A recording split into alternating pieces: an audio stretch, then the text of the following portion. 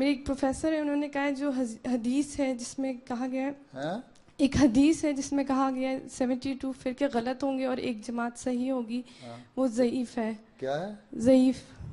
ضعیف ہے. جی تو وہ میں نے کیا پوچھنا تھا، اور جماعت کہتی ہے یہ صحیح ہے، تو جماعت کا کیا طریقہ ہوتا ہے ایک حدیث کو سوال یہ ہے کیٹیگری میں کہ ڈالنے کا؟ چاہے اس کی کمزور حدیث یا ایسی حدیث جو اصل 6 کتابوں میں سے نہیں لکھی گئی حدیث کی، بخاری میں، مسلم میں، ترمذی وغیرہ میں اگر نہیں بھی ہیں تو اگر وہ ثابت ہو گئی، ظاہر کر دی، تو وہ حدیث صحیح ہے.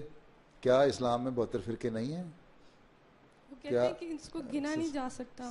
گنا کیوں نہیں جا سکتا؟ لوگوں نے گن کے دکھا دیا. سنیوں میں 34-35 فرقے ہیں، شیعوں میں اتنے ہی فرقے ہیں، ان کے آگے سب ڈویژن ہوئی ہیں. ٹھیک ہے، فقہ تو 4 فرقے ہیں، حنفی، مالکی، شافعی وغیرہ، یہ سارے فرقے ہیں، لیکن اس کے علاوہ ان کی سب ڈویژن بھی ہے، اور اس کو لوگ مانتے ہیں. ابھی پچھلے دنوں میں ایک کسی نے مجھے لطیفہ دکھایا کہ وہ 2 آدمی، ایک بندہ خشکشی کرنے کے لیے دریا میں چھلانگ لگانے لگا ہے، تو دوسرا آدمی آ کے اس کو بچا لیتا ہے اور اسے پوچھتا ہے اچھا تم اس کو مانتے ہو؟ اس نے کہا ہاں میں اس کو مانتا ہوں. اس کو مانتے ہو؟ اور آخر میں وہ کہتا ہے اچھا تم فلاں مسجد میں جانے کے یا مدرسے کے قائل ہو؟ کہ نہیں، میں تو فلاں میں جاتا ہوں. نے کہا اچھا، اس کو دھکا دے کہتا ہے دریا میں جاؤ خودکشی کرو. دیکھا ہوگا تم نے. ہیں جی وہ لمبا تو مجھے اس کے واقعات یاد نہیں، لیکن بہرحال نظارہ ہے ایک. تو یہ اندر فرقوں کے اندر فرقے بنے ہوئے ہیں، تو یہ فرقے ہی ہیں نا، اور کیا ہے. اور سب ان کو اکٹھا کرنے آتے تھے. اب یہ ثابت کرنا کہ گن کے دکھاؤ، یہ گننا تو ان کا کام ہے جو کہتے ہیں نہیں ہے، ہم تو کہتے ہیں ہے. نہیں، وہ کہتے ہیں اس کا جو متن ہے وہ صحیح نہیں ہے. کیا صحیح نہیں ہے؟ پھر یہ جو کہتے ہیں چاند سورج گرہن کی حدیث ہے وہ بھی اصل کتابوں میں نہیں ہے، یہ بھی کمزور ہے. لیکن جب ثابت ہو گیا تو پھر اس کی کمزوری کا کیا سوال ہے؟ جو چیز ثابت ہو جاتی ہے اس کی کمزوری کا سوال نہیں. پھر یہ کہ جماعت کے اوپر اللہ تعالیٰ وسلم نے برکتوں نازل کا، دعاؤں کا تحفہ بھیجا ہے. اور جماعت جب تک حضرت مسیح علیہ السلام آئے ہیں، آپ نے ہی جماعت قائم کی. جو جماعت دنیا میں ایک جماعت کے نام سے جانی جاتی ہے. کوئی ایک جماعت کا نام لے دیں جو دنیا میں ایک لیڈر کے تحت اپنے آپ کو جماعت کہتی ہو.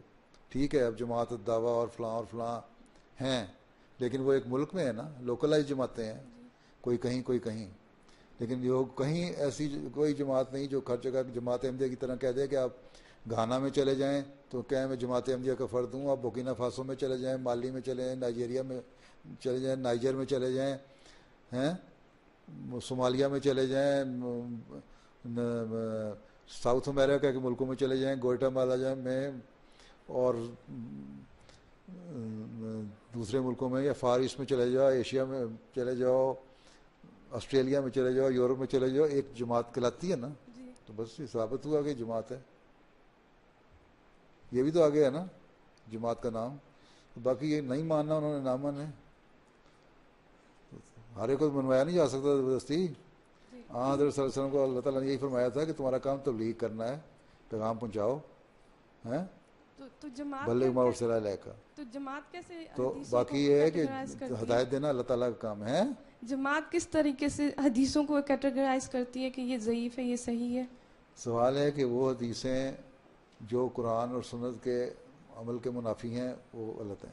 دیکھو مسلمان صرف 2 چیزوں کو مانتے ہیں، ایک قرآن، ایک حدیث. حضرت صلی اللہ علیہ وسلم نے فرمایا نہ، حضرت مسیح علیہ السلام نے فرمایا کہ تم یہ 2 چیزیں صرف نہیں ہیں، ہمیں عمل کرنے کے لیے ہمارے پاس 3 چیزیں ہیں، ایک قرآن، ایک سنت اور ایک حدیث. کیونکہ حدیثیں تو 100-150 سال 200 سال بعد جمع ہونی شروع ہوئیں. اس سے پہلے سنت تھی.